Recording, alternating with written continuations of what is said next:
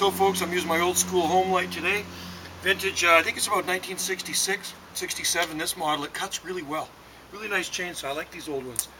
And just carving up an Arbutus wood Tiki. That's a native Arbutus wood Tiki. So that's what it looks like, and that's a fairly good sized bar on that one. So anyway, the smaller the Tiki, the more difficult to make with the large bar on it. So anyway, that's what that looks like. I'm just sort of testing it out. I carved one bigger Tiki with it and it seemed to work. Okay, looks like I'm going to be needing a new chain soon, but I got this chainsaw at the garbage dump about a year ago. Guy was chucking two of them out, and hey, it's mine now. Not bad, eh? Started first pull too. All I do is dump the old gas out, put some new stuff in, and away it went. So anyway, there you have it, folks. An Arbutus wood Tiki cut with an old school chainsaw. It is a beautiful day. It's St. Patrick's Day here today.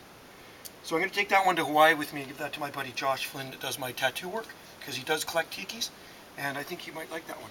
I'm just going to scuff it a little bit with some sandpaper, just around the rough edges there, and sign the bottom of it. So not bad at all. Turned out okay, considering it's a pretty big bar I'm using there.